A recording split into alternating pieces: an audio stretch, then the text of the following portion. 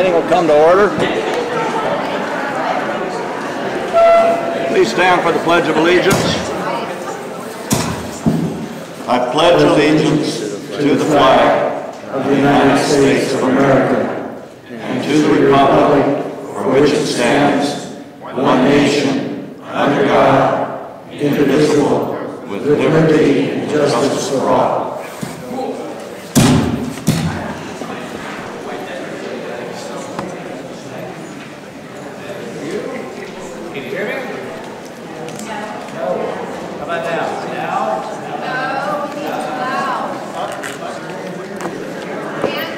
Can't hear. Now you can. Here we go.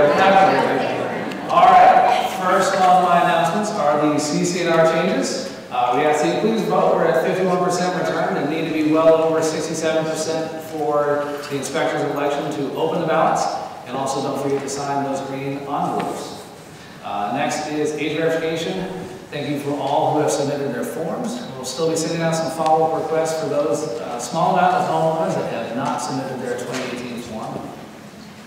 Also, holiday hours. A reminder that all facilities are closed on Christmas Day and New Year's Day. We also have reduced hours on Christmas Eve, the day after Christmas, and New Year's Eve. But keep up with the daily report and the website, which has those hours posted. Also, speaking of hours, I know it's not on there, but I wanted to speak on the grandparents event for a sec. We listened to feedback from the Rules and Regulations Committee and legal advice to not suspend any rules. So there will be no underage swimming at the courts or at the summit, and there will be no underage putting at the courts. The crafts are still planned for the RCM room number 3, which is also where the homeowner craft activities are planned to go when the craft room expansion is underway in January. We publish the schedule of other activities so that homeowners know when they can go play tennis or pickleball or any other activity and not impact the current club or group playtimes. And with that, my monthly reminder to please slow down and to yield to those in the circles. Next is homeowner input. As a reminder, it's limited to 3 minutes per homeowner, and only 1 request to speak form may be submitted per homeowner. There'll be no sharing or passing of time to another person. Homeowner input may be held for a maximum period of 30 minutes before the board meeting begins to allow the board to proceed with the business portion of the meeting. And residents are welcome and encouraged to stay for the full meeting to witness the business of the corporation taking place by your governing agents. And the first request to speak form is Elizabeth Westbrook.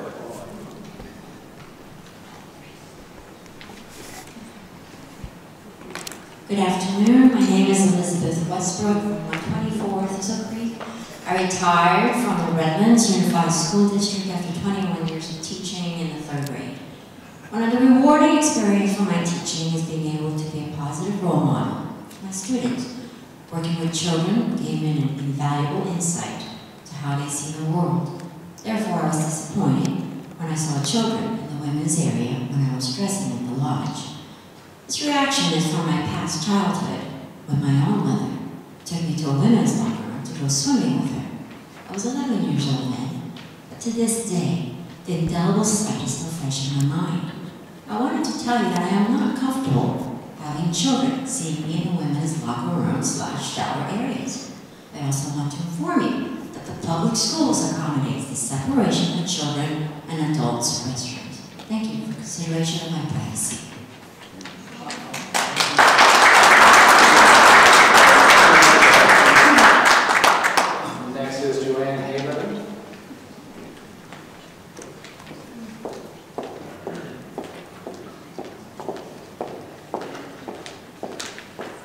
Hello, my name is Joanne Haberman.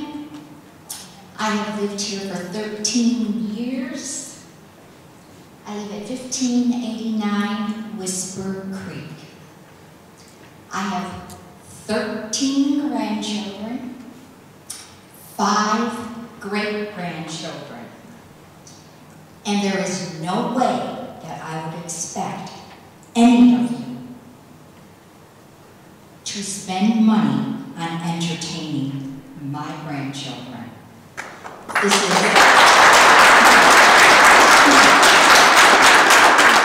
This is my responsibility and my responsibility alone. For the HOA to even consider spending money on this event is going to impact every one of you and the ones that are not here. Our dues were just increased. I, myself, feel that this increase was not and did not have to happen because we are just about at build-out. And when you're at build-out, if anything, your dues should be going down. I know that expenses occur and fees go up. Gardening fees, roof repairs, reupholstering repairs. This is all very expensive. Increases to our management. But you know what? If Finance Committee and the board, if they cannot find a way to make sure that when these increases are set in front of them, if these people that have contracts with us are not blessed enough to have a job here in Four Seasons, get somebody else in here to do the job that will be blessed to have a job here at Four Seasons. There are enough people out there and enough companies that would love to work here at Four Seasons. Our dues should not be going up under any circumstances. Thank you for your time.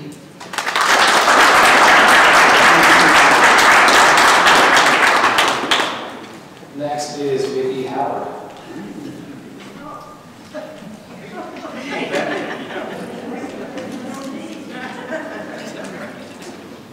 It's Vicki Howard.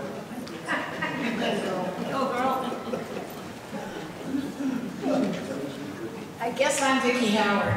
Anyway, 1544 Green Creek Trail. My only comment today is regarding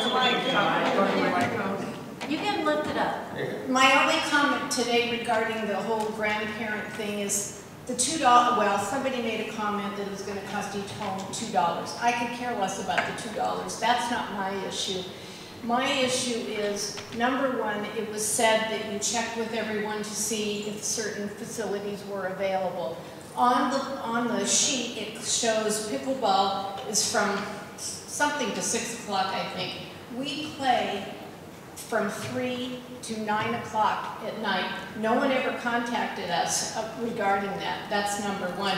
Number two, and by the way, the same for tennis. I'm sure they're thrilled about this also.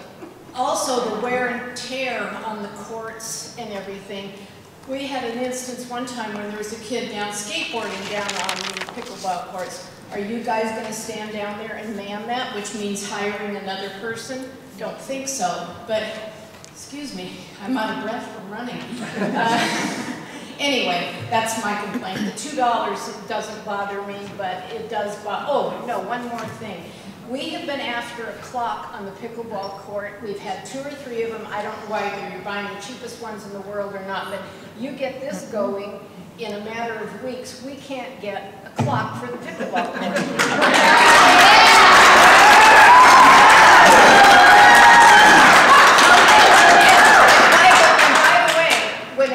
The first one that broke, I said, I'll go to Home Depot and buy a clock. My husband will put it up, and they said, oh, no, you won't.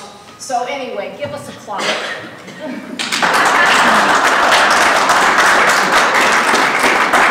That's too easy. Yeah. Next is Nancy Vargu.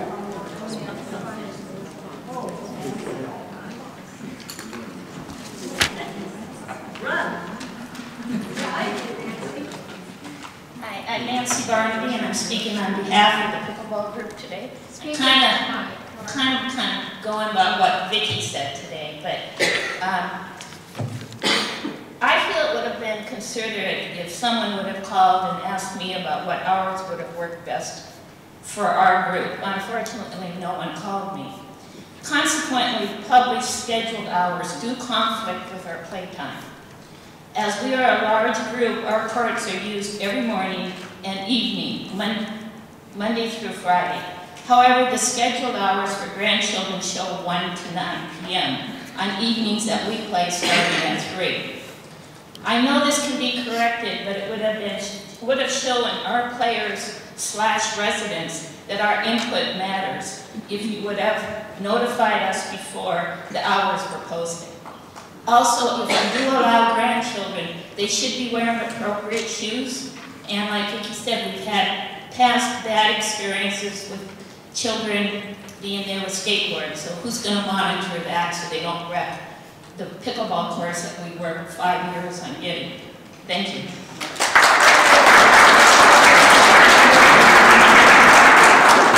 Next is Pam Morales.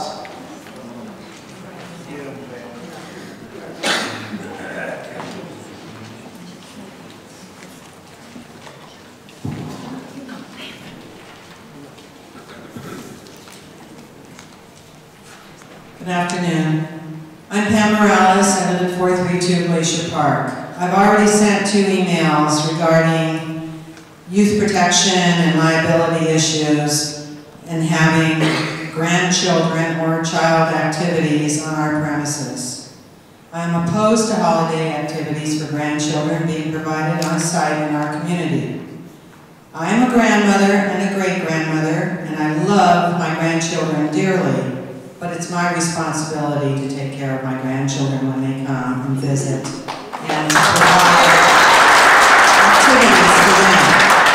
I think it probably would have been more prudent for us to have a flyer to give other grandparents who don't have any ideas about what to do with their grandchildren. Just have a list of activities in the community that they can, offer for their grandchildren. However, I do feel that this community has a I do not feel that this community has a responsibility to provide entertainment for my grandchildren. Amen. And I also feel that this idea leaves our community highly vulnerable for potential liability. Bottom line, this is a 55-plus community. And it should remain as such. So, I also really have to question the whole process and why we were not asked to begin with. Thank you very much.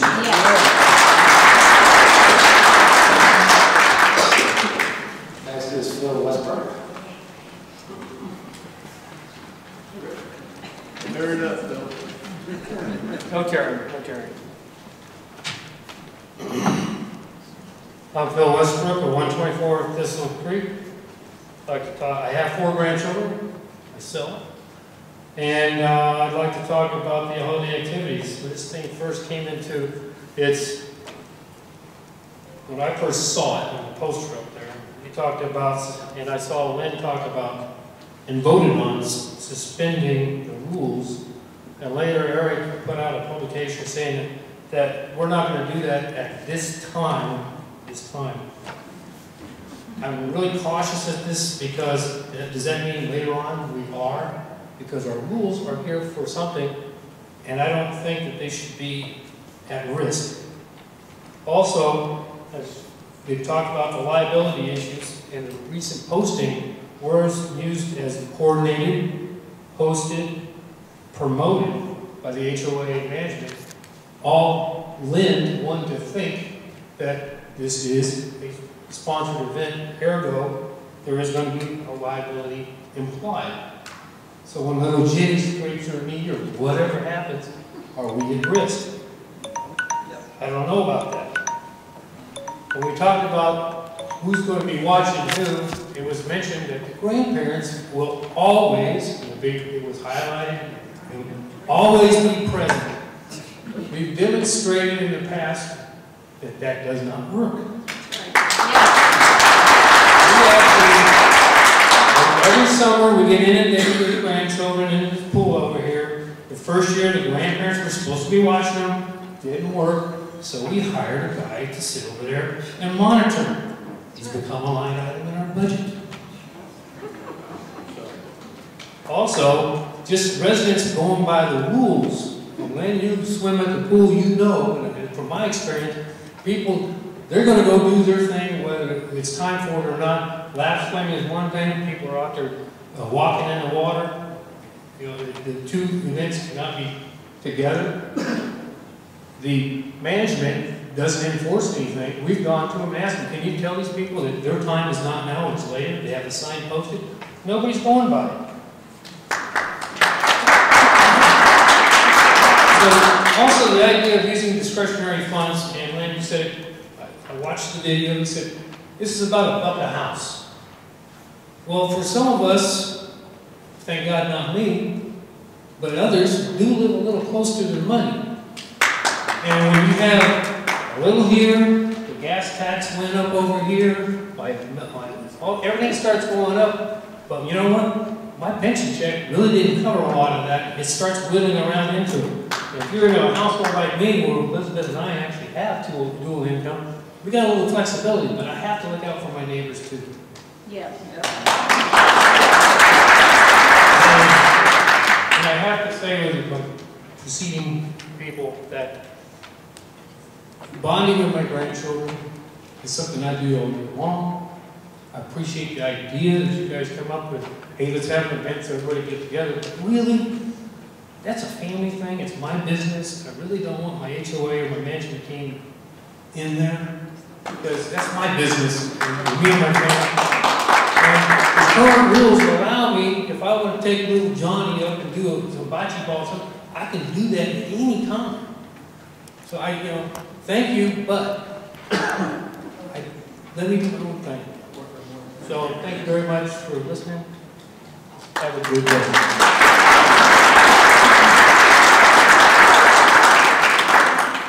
Next is Donna Gilbert.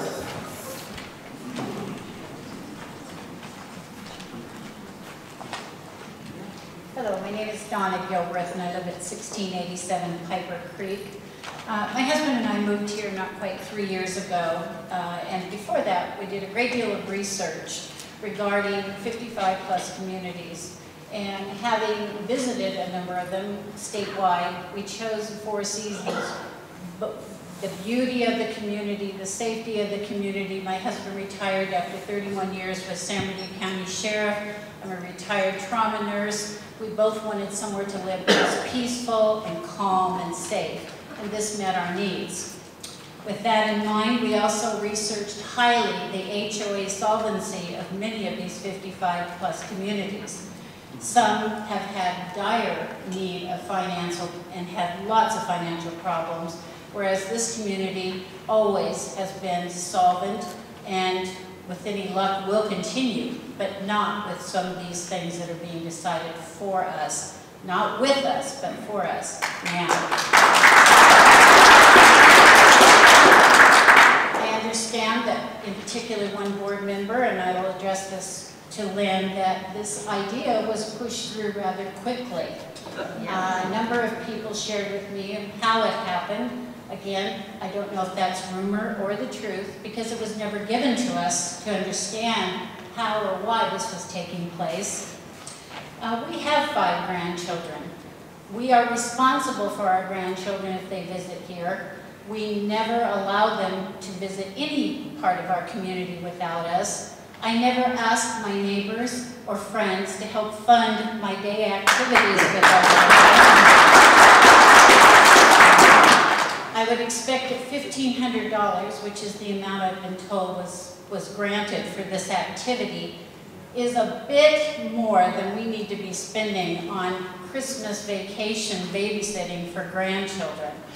Again, how do we enforce that the grandparents are going to be with these children? Are staff going to be one-on-one with these people to ensure that the children are not tearing up our equipment, tearing up our courts, or doing arts and crafts with dirty fingers and hands all over the furniture? This was a very bad idea, not well thought out by any means. And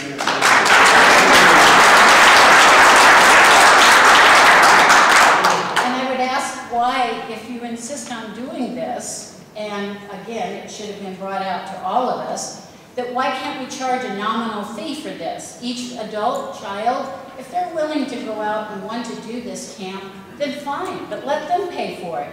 For those of us that, you know, have grandchildren but don't want to babysit them for 2 weeks, or they're not here for 2 weeks, we should not be paying for this or the liabilities that can come with this.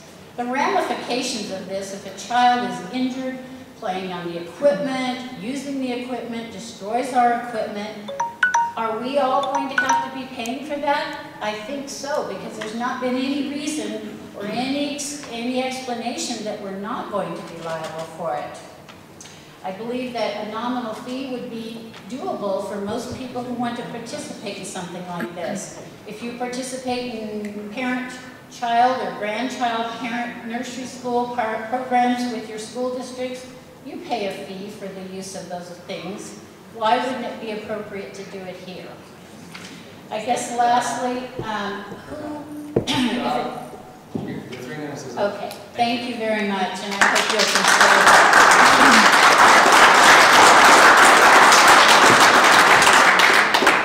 Next is Diane Anderson.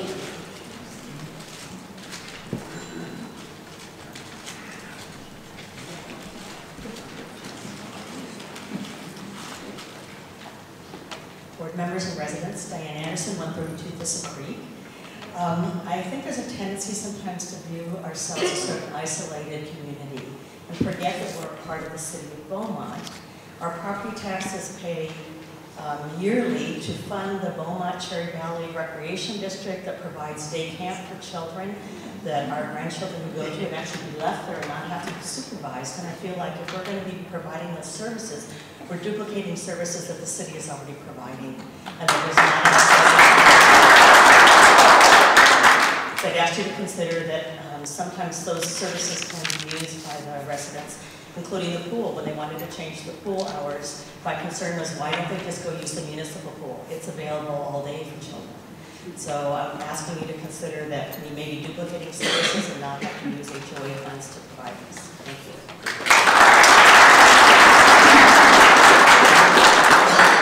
And the last speaker is Howard Lyon.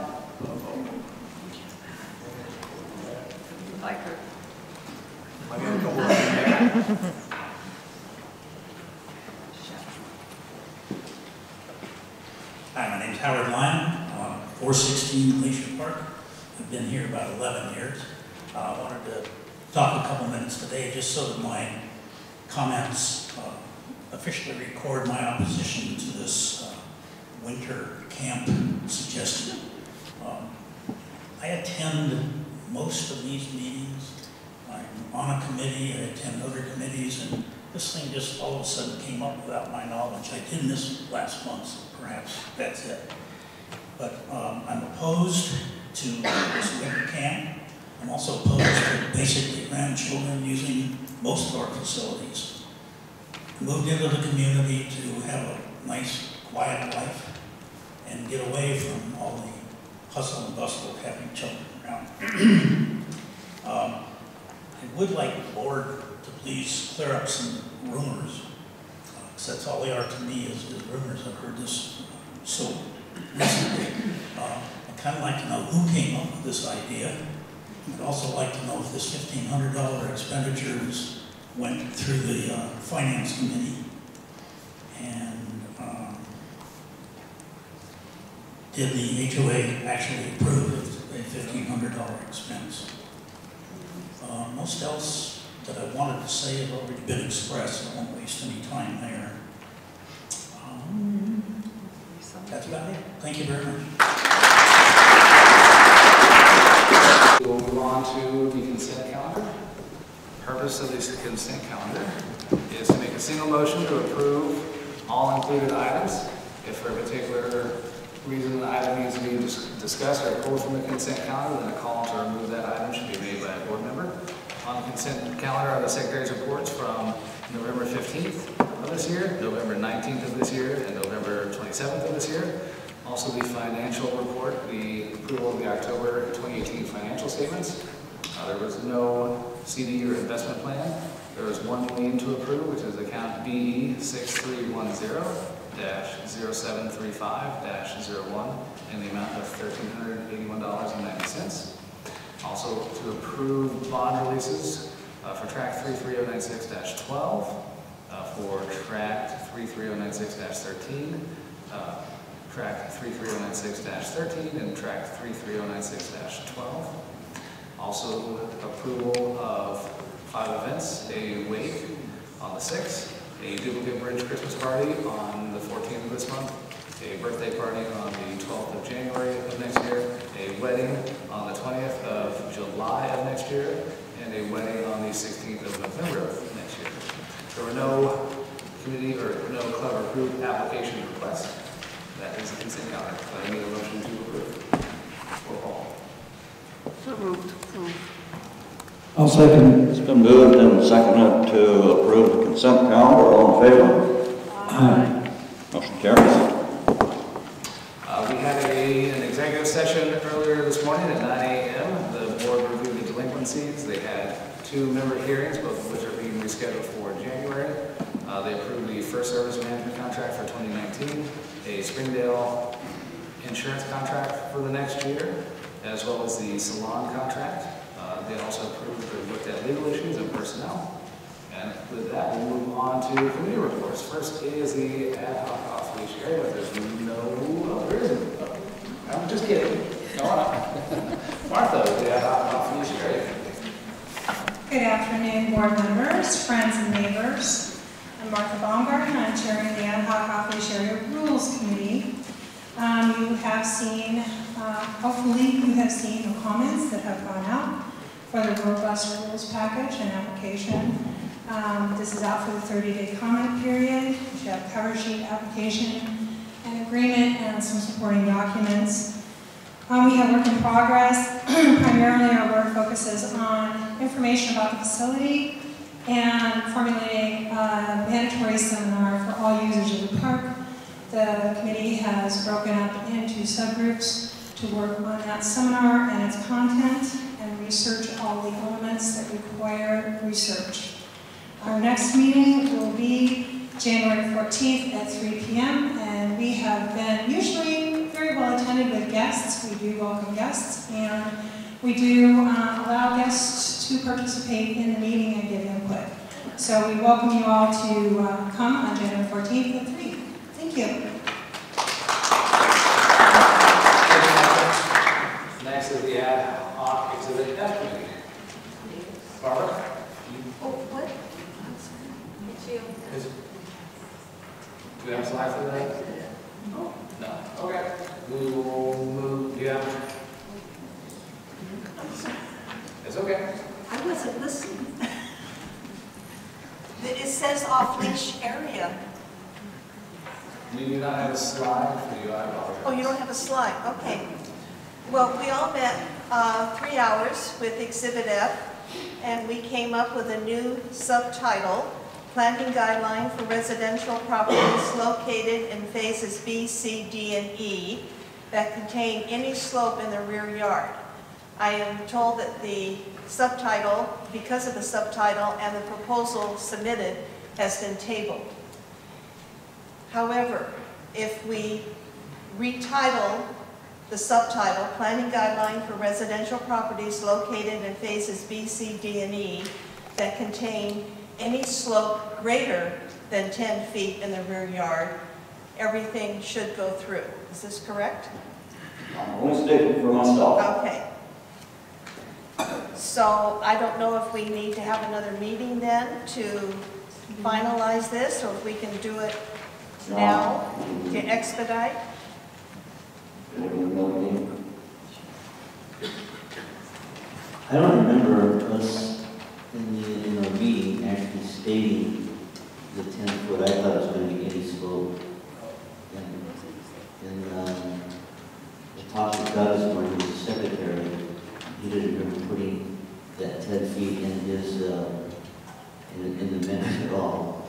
I have not seen Doug's minutes as yet. He's had family coming in for the holidays, and he has not had time yet to produce the minutes at this time. Until we see the minutes that will be actually voted on, I don't know we can move forward without seeing the minutes that will be voted on. Okay. Then you're saying that we need one more meeting then to finalize the rewording of the subtitle, and then we will be complete. I'm not sure it's going to require a meeting. I still think we need to see his minutes of what we actually voted on. Well, the only discrepancy I was told was from what was in the proposal versus the wording as the subtitle. Well, if we're going to change the subtitle, we need to have a vote on it. And the ad hoc needs to be Then presented we to the need board. one more meeting then. Okay. Okay. So we will do that. Thank you. Thank you, Barbara. Next is the architectural committee. Steve?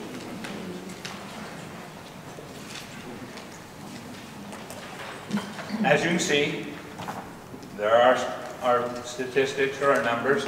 I can run through those, but I think you can read them just as well. And I think for the most people other than the board, it doesn't have a lot of meaning to it. We're still dealing very well with getting the applications approved.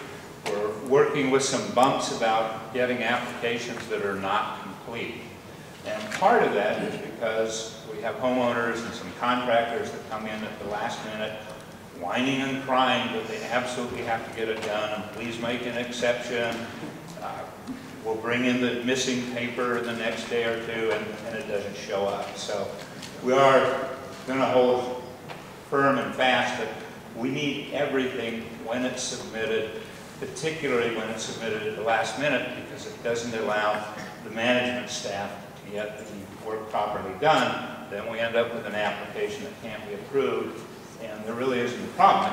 It's just missing the documentation. The other thing that we're finding is that we have some contractors that are becoming quite active in the community that we've not dealt with before. No problem with that. In fact, it's kind of exciting because they're bringing in different ideas and different concepts. In our guidelines, we have a guideline that's basically based on the city's requirements that any front porches have to be a certain number of feet from the sidewalk. They can only be a certain number of feet from the house out. But there is one little piece that is raising some issues, and that is whether or not they can extend the front porch wider than the house. And we're looking for anybody who has an input to show up to our meeting. We'd like to look at that and see if that's something that we need to consider changing, if it needs to stay the same, or if it's really not an issue. So we invite you to come to our meetings. We meet the first and the third Wednesday of every month.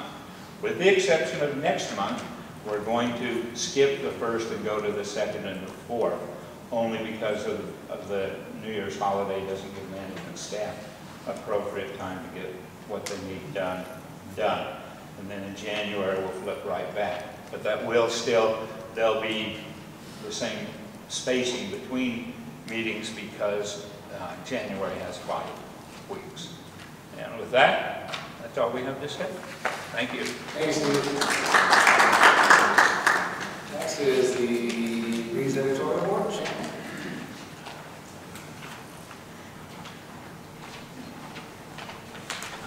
I'm subbing for the leader of the Breeze Editorial Board, but since I'm on the board, she thought I could present this. We have a lot to talk about. As you can see, we're always looking for proofreaders, people who like to read and catch errors, especially like people who are nitpickers. Those are our favorite proofreaders. So the grammar and spelling skills, everything is read twice, and then there's a third reading because we're striving to put out the best possible product in the Breeze that you receive in your mail every month. Also, we have a new feature, which is not mentioned here, in January. So look for it, I'm not sure what page it's on, but it'll be on the Breeze, and it is called Holy Cow. We've been married 55 plus years. Since it's a 55 plus community, we thought we might have some people who've been married a long time and would like to share their stories. So look for that feature, and we'll see if we get feedback on it. We also have a new It'll show up in January, but we encourage people with pets to look for the pet. We no longer have the pet of the month. We now have a page with homeowner submitted photos of their dogs, cats, birds, turtles, fish, whatever you have that you'd like to submit and share with your neighbors. The only requirement is that it be and I don't know, I'd have to talk to the photography club, I don't know pixels, but it has to be a high enough resolution for our publisher to print it. But again, we'd like community involvement. And there is a page this month, but we're looking for doing this every month. Hopefully that will work. Again, as it says, not everyone who writes for the Breeze is on the editorial board. We welcome people who have ideas for articles that they haven't seen in the Breeze, that they'd like to see in the Breeze, or who would like to write and would volunteer to do an article. Please come to the first meeting of the month, our planning meeting. That's where we discuss what's going to be in the Breeze. Again, submissions are due by the 8th of the month. So as of the 8th of this month, we got the submissions for January. As of this morning, I went, after much proofreading, went to the publisher who has sent it off to the printer, and you'll be getting it at the end of December, beginning of January.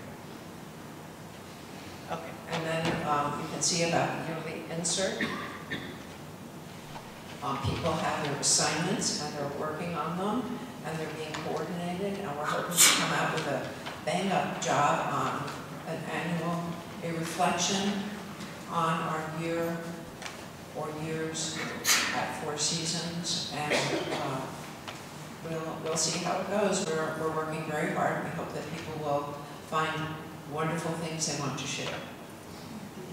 And again, want to be on the editorial board and also be on a committee. It is not a committee, so the only one committee rule does not hold.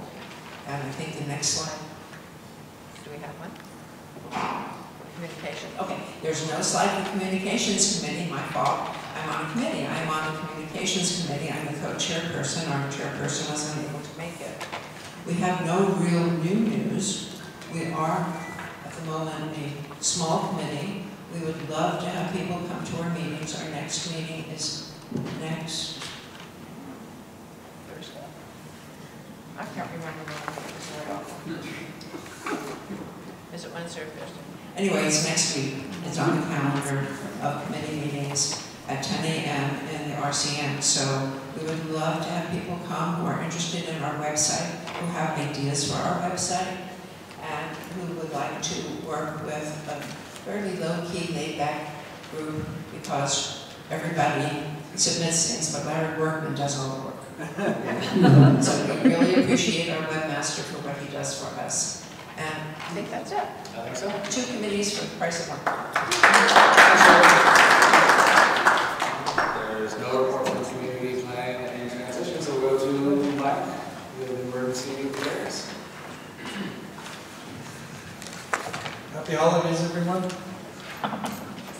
The first thing we'll be doing is we're in the process of reviewing changes to our first aid plan because we want our first aid plan to reflect a lot of what our philosophy is nowadays, is for everyone to be prepared on their own. And there was some verbiage in there that was questionable, and thanks to our board liaison who pointed it out. We're going to take our time and look over it and before we submit it for distribution to the residents. We're in the process of consolidating the questionnaire. The first aid already has theirs. We're going to add the CERT questions, and we'll do that. We're going to get it out to the residents and see what we can find out, what they'd like to see as far as first aid programs and how many CERT trained people we have out there. We've been asked to help create a program, maybe with a little bit of an EPC angle, together with Neighborhood Watch, and with Anita's help, which probably won't be till the end, after the end of next month, because she's been busy with the things in the city. We're going to look into that. And lastly, we're going to get ready for the committee recruitment on January 26th, and we'll be there ready with our bells on to try to recruit as many people as we can. Thank you very much, and everybody have a happy and safe holiday.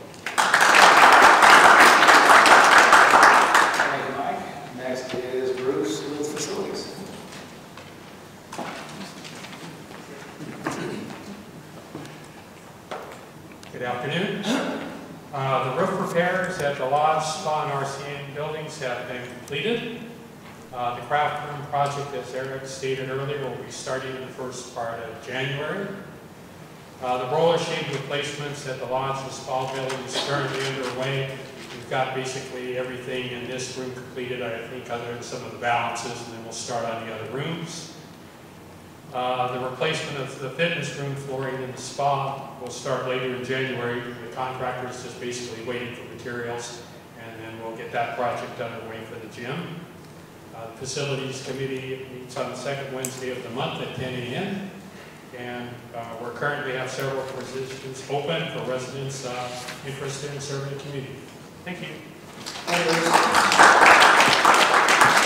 Next is Barry with the Finance Committee.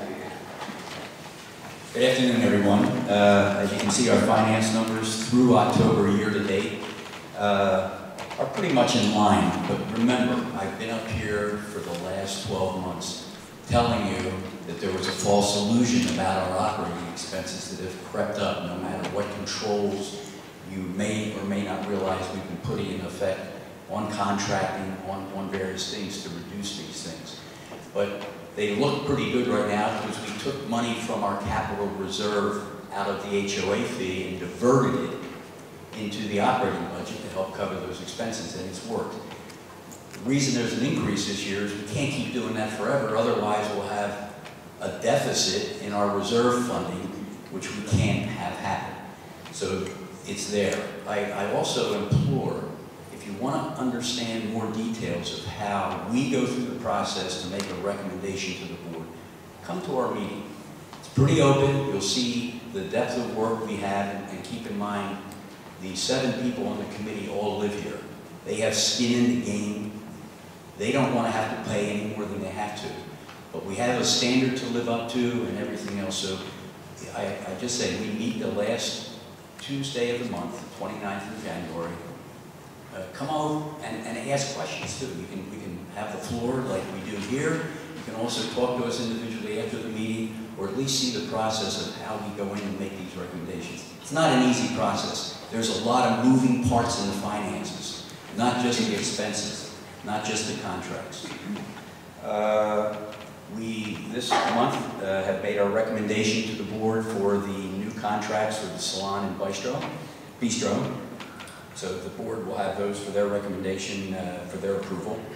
The committee requests that the board approve Howard Ochi for appointment to the committee. He's met the requirements, the meetings and interview process, and we'd like to have him as our 7th member. I will move that we approve Howard Ochi for appointment to the Finance Committee. Second. It's been moved and seconded that we approve Howard Ochi for appointment to the Finance Committee. All in favor? Aye. Motion carries. Thank you. That next point up there, I talked with Eric, and there's going to be a motion in January to extend all the people that need a term extension. I won't do that now. And I just say our next meeting is the 29th of January. Please come. Please come and ask us our questions. Watch our process. Thank you. Next is Lynette with the Landscaping Committee.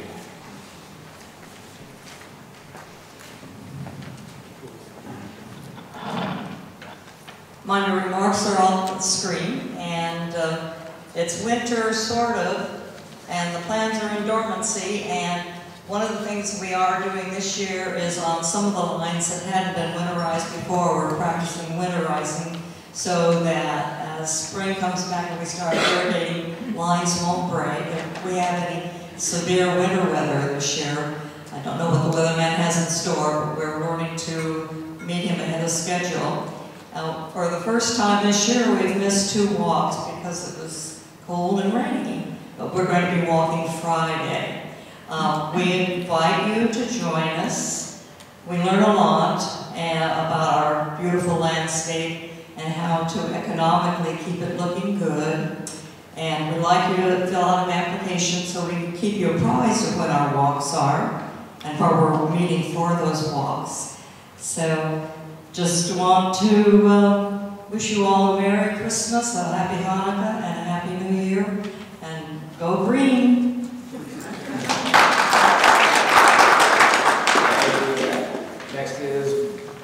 rules and regulations. We have an ongoing concern with the clubs, groups, and classes, and Cindy is working with each of these entities to make sure that they are complying with the matrix and that we don't have any guidelines that are not being followed. The social committee, community guidelines, page 36, number 1, proposal 2079 will reflect new wording. Tickets are limited to 1 table, which would be 8 tickets per residence or a maximum of 8 tickets. Name and address required for purchaser, as well as guest names. Guidelines for the Summit Pool and the putting greens at the courts between December 17th and 31st will not be modified to accommodate underage guests. Margie Chapman has completed her 2 years of service on rules and reg, and Margie will be extending her commitment for just a few months into 2019. And we thank Margie very much for taking the minutes at our meeting and writing our Breeze articles. I don't know whether you need to ratify her now or... We'll go to January. We'll go to January for all the committees. Okay, so next month then. Yeah, raise on that for January. Okay.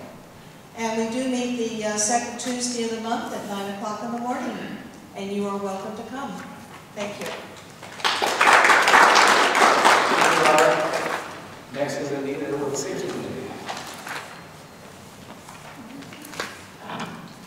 Thank you very much, Safety. Thank you so much. I think before we get started, our board liaison, Jerry, has something he wants to say.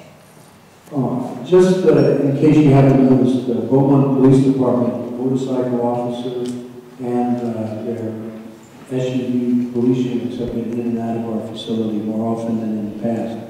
Today I talked to one of them. He was at the Lawrence parking lot.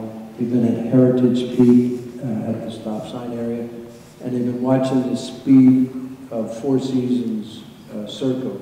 So please, in your travel throughout our community, please slow down, go with the posted speed limits, and also stop at the stop signs. It's very important for our safety, but also it could result in citations being issued if you don't do those things.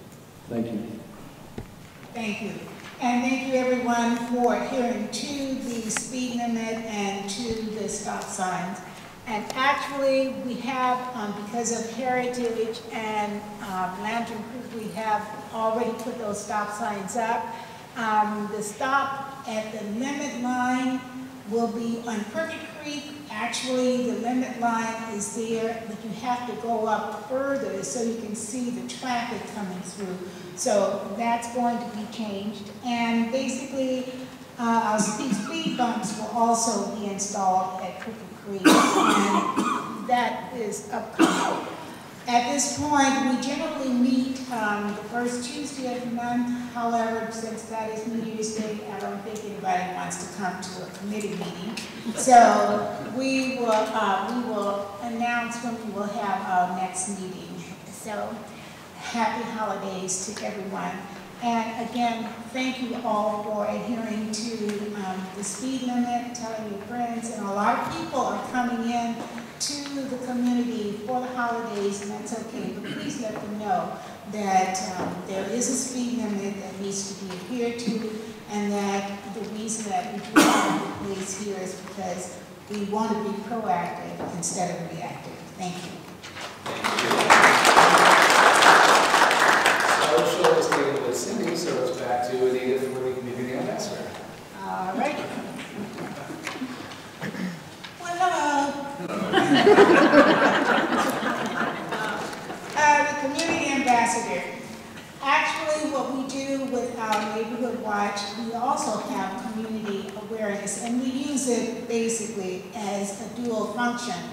John McLaughlin, who is a resident here, he and his wife Mia, he grew up here in Beaumont before this was here, before the freeway was here, and he gave us a Remembering Beaumont with the San Antonio Pass Historical Society.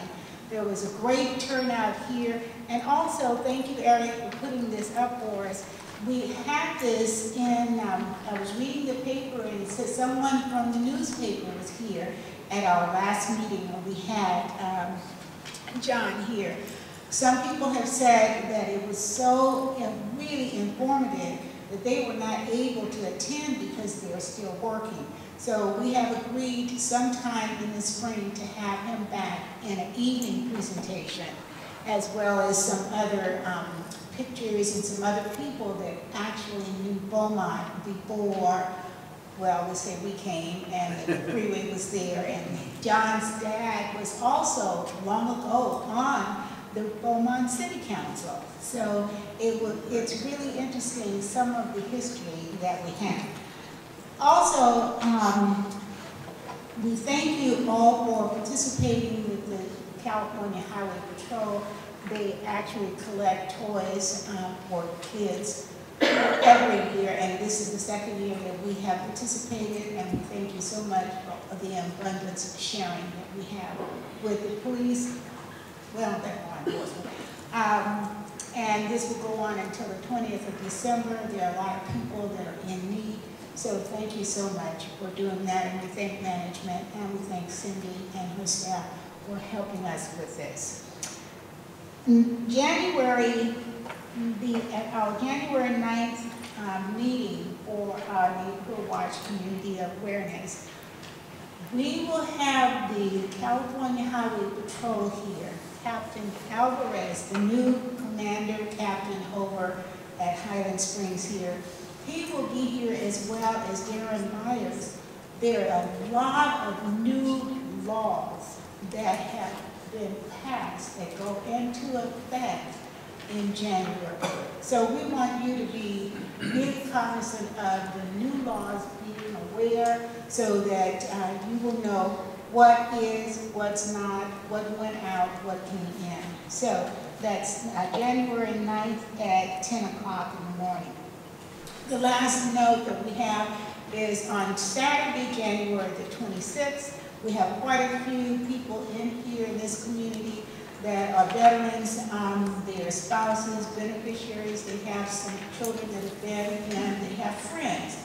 So for an informational resource expo that we will be having, it will be at the Beaumont City Hall, and that will be 10 a.m. Saturday, January 26th. We have some things that will be coming out in our briefs, and you also will be seeing things that we have the notification in the Fox Theater as well as others. So even if you have not served, or even if you don't know anyone, please come out and support the people that have served and actually keep our freedom. Everybody have a wonderful holiday.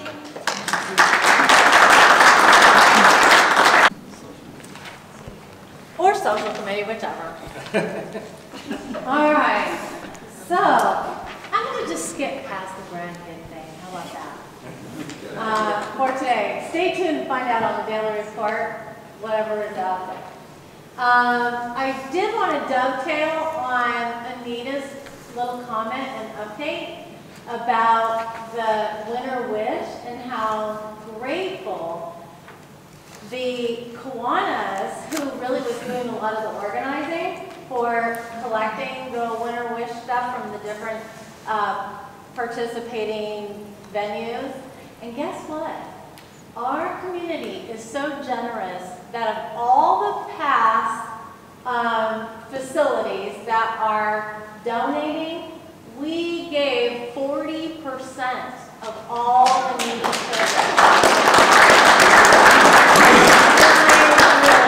Amazing and awesome. So thank you for your generosity. That's really huge. And there's a lot of really thankful kids, I'll tell you. I got to hear a few stories this morning, and it's really killer touching. So thank you again for caring. Oh yeah, don't forget, Terry Spears Holiday Home Tour. You have to go to it. Speaking about, yeah, I totally love it. There are maps to get to Terry's house, And that is another way for $5 little that you can put food in the mouths of hungry people for Christmas and really enjoy yourself looking at the awesome beauty that is displayed at Terry's house. It is so awesome. So if you've never been, definitely go check it out. If you haven't been, go again, because every year he does something a little different. So it's always new, fresh, and beautiful. So inspiring. So do that. That is this Saturday, you guys, and Sunday. It's Saturday, December 15th from 11 a.m. to 4 p.m. and Sunday, December 16th from 3 p.m. to 7 p.m. And the 7 p.m., the 3 p.m. to 7 p.m. is so that if you really love to see the spectacular glowing of the lights at night, that's a really neat time. So there you go. And not meaning to put a damper on it, but because the Fears have had health problems lately, this might end up being one of their last times to do this. So if you haven't been, don't kick yourself next year because you didn't go. You'll be happy about it. Social committee. New Year's Eve is coming up, and so is the cold weather, and that means that there will be inevitable residents who have purchased New Year's Eve tickets and who have come down with a cold and can't attend the event. So if you were unable to get tickets for this super fun occasion, be sure that your name is on the waiting list so we can give you a call when folks call out sick. Every year, you guys, we get probably, I don't know, at least 5 or 6 people who can't come to their event even though they paid for their tickets and everything. So if you are interested and you're willing to be a last minute person, make sure you get your name on that waiting list so we can give you a call and you can have some fun at the last second. And, oh gosh, I just spoke to DJ Tony, and he has some really exciting, flashy, I want to say adult toys, but that might sound weird. Some really flashy toys for... We're old enough. Yeah, for New Year's Eve. And we're all excited at some of the cool, hilarious games that he's going to bring for that to keep it going. It's a long night. So we really keep it rocky. So think about that. The ticket price for that is only $60. So get your name on that waiting list or be super excited that you have your ticket. Wine Club is having their huge holiday gala this December 20th in the Lodge Ballroom. And there's always one of the best parties of the season. So make sure that you see Wine Club Chairman Terry Hall for more information about being put on their waiting list, because they have one too.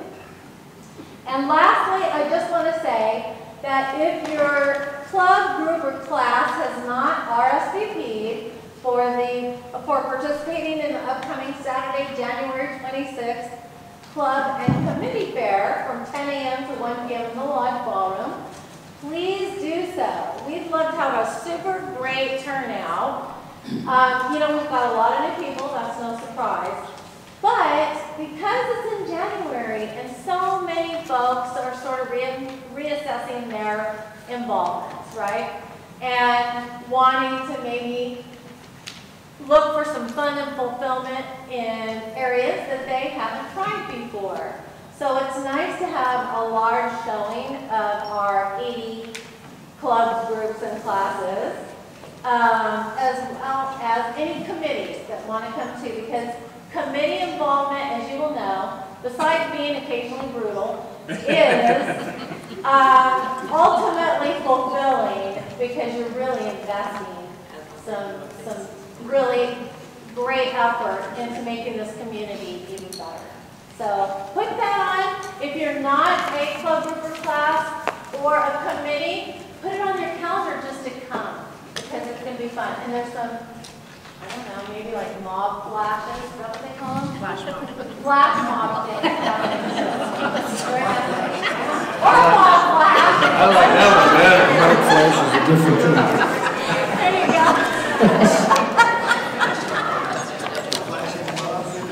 Thank you, Cindy. Next up is the management report. It has a communication log. There's no questions?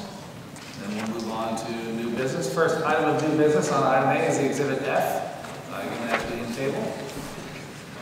Next is review the annual CPA bids and taxes. The California Civil Code requires that the association have a review if our gross income is over $75,000, which it definitely is. So the Finance Committee and management are Newman and Associates to perform an audit and do our 2018 taxes in the amount of $1,200. I need a motion to approve. We have a motion? I'll make a motion to approve the $1,200 for the annual CPA review and tax preparation. It would be the audit. Audit and tax preparation. It's been moved and seconded to approve the Finance Committee recommendation of Newman and Associates to complete and audit the tax preparation for the HOA in the amount of $1,200. Any discussion? All those in favor? Aye. Motion carries. Thank you. Next is a proposal from the Landscape Committee to install carpet roses on the Highland Springs and Potrero intersection. Total cost for the common area would be $558.80. I move that we approve the expenditure of $558.80 for the 5-gallon carpet rose and facade. Second. It's been moved and seconded to approve the Landscape Committee recommendation to purchase and install carpet roses on the Highland Springs Potrero carpet, or Potrero area. All in favor? Aye. Motion carries. Next on the Landscape Committee on pages 115 through 116 is a proposal to install drip irrigation in Phase D back by where the sound wall is to help mitigate the overspray that comes with some of our winds that we get on occasion. Total cost for this project is $904.50. I move that we install 6 valve regulators for a total cost of $904.50. Second. It's been moved and seconded to install 6 drip irrigation valves and regulators for a total cost of $904 on the Highland Springs common area. All in favor? Aye. Motion carries. Next is a proposal from the Rules and Regulations Committee to change our guidelines and policies that after a ticketed event at the association, the carpet would be at the minimum spot cleaned. The clean floor, the issues that we have where people are making small messes in our new carpet. There's no cost necessarily to the association, but this would be a change of the policy and rules, so it'll go out for comment. I'll make a recommendation that we follow the rules and regulation recommendation that the ticketed event will incur the cost of any cleaning to the carpets after the event. Second. It's been moved and seconded that we change the rules for carpet cleaning in the ballroom only, or yes, in the ballroom. Discussion? How is this going to be paid for? Through the tickets that you're saying we're going to? My understanding is the event, the ticketed event, responsible people would have to pay for it. Is that correct? Yes, yeah, the ticketed event would automatically be charged to us. Like you were saying that the social committee has a ticketed event like on New Year's Eve, the social committee is going to have to pay for that, is that what you're saying? Now, I'm not clear either. Since we don't know what the cost is going to be, it's kind of unlimited. I mean, maybe up to a certain amount. Normally it's a $180 fee. But how much does it really cost to clean it? For our vendor, it's a $180 fee to come in and do a carpet cleaning. Okay. Well, what I'm asking, is this going to come out of, like, let's say the social committee does a New Year's Eve party. Is that going to come out of their budget, the social committee's budget, or is that going to come out of the association budget? It's my understanding that would come out of the budget from that event. It comes out of the ticket sales. Is that currently happening? It is not. Currently for the social committee, the association would clean the carpet, or other events, the association cleans the carpet. There are, I mean, if it's a wedding, that's a private event. So we're not talking about private events that already have payments. This is for ticketed events. Okay. So if the wine These are sponsored by parts of the association. Yes, the wine club, a dance group. Clubs. Yes. Right. So they're charging ticket prices for an event, and if there's a carpet cleaning, it would come out of that fund from that event. You want to put a not to exceed 180 on it, if that's what the actual cost is? Because they charge a fee of $180. Is that what it is? So my question is, because I had also heard that ticketed events would also be in charge for the regular cleaning now, or that was being discussed, which is $125, then $180 for spot cleaning too? I mean, like, I think it needs to be discussed even with the clubs and groups that are going to be affected by it, and how much that is going to be for ticket raising of prices, and what is the cost of doing business, and what is, you know. I think I'd like to have more background before we vote on this. Thank you. How do the committee feel? The board? Yes, I agree. Just withdraw it? Yeah, let's delay. Okay, more information.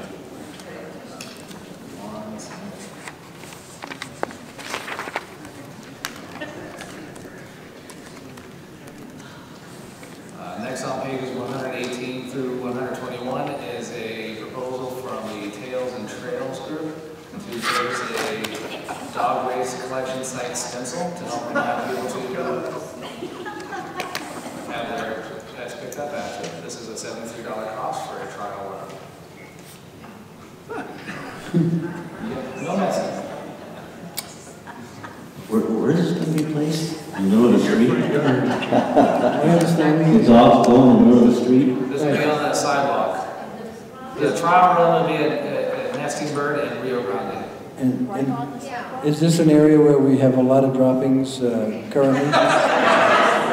Yes, on the sidewalk in front of the mailboxes. Yeah, my understanding is that if we have areas that are have a lot of droppings, that those areas would be targeted to remind the people who live here that are not as responsible as others, that they need to pick up the dog waste. And then if the next spot is Plymouth Rock and Yellowstone, then the stencil could go over there, and they're removable, right? It's with a temporary chalk paint, so it comes off. So if you're walking down the street with your dog and you see a spot that is painted like that, and you know this is the area that the droppings are frequented.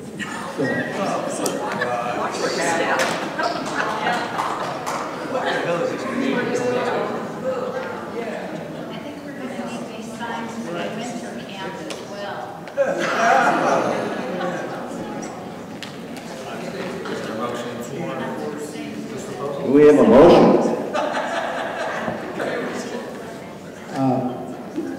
Just for the purpose of discussion, I'll make the motion that we approve the $73 for this purpose.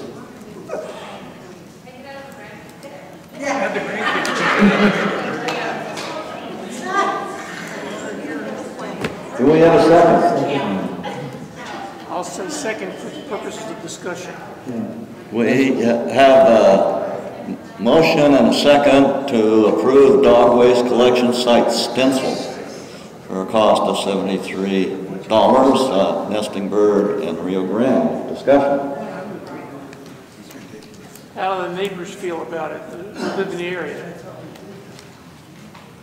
Well, I doubt that they like the food that's there. We're going to spend more than 73 just debating. Well, I mean, currently, are we having staff clean up these areas? Is that, I mean, do we just, what happens now? Do we just ignore it? Does somebody clean it up? What happens? Staff does not go out and clean up this issue. I believe the other neighbors in the area are taking it upon themselves so that they're not stepping in it. So if the other, if the people in that area ask to have something done? Yes. So that, It's a request from that area. And so it's a request from the people that live in that area that they would like to see something happen? Yes. I think part of the problem is the dog owners group feels that they're being accused of leaving wastings there, when in actuality, they usually pick up wayward droppings and clean it up, but they don't like being falsely accused. And so this is their attempt to try to get those who don't do things the right way to be reminded of it. And to be more responsible, hopefully. Yeah. I don't really think that people aren't going to pick up their dog stuff. A sign is going to help them do it anyway.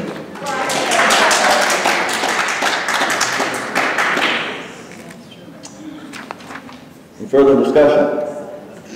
Okay, let's call for a vote. All in favor?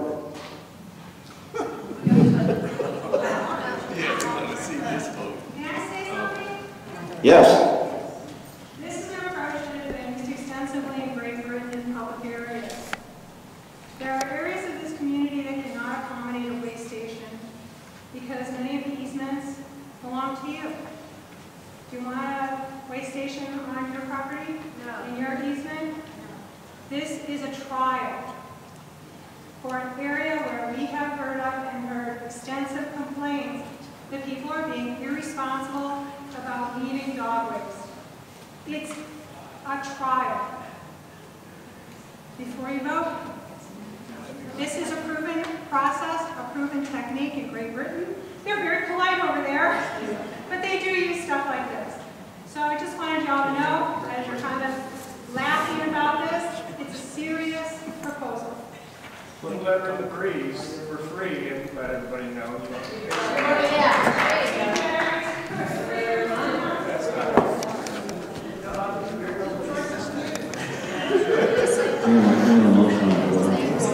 You want to vote? I'll call for the vote then. All in favor? All opposed? I'm afraid it's going to die without approval. Next on page 122 is a proposal from the activities director for a club and committee fair. This will be held on Saturday, January 26th, for a cost of $275. At the Summit, Cindy? Heck no, the ballroom. At the Lodge.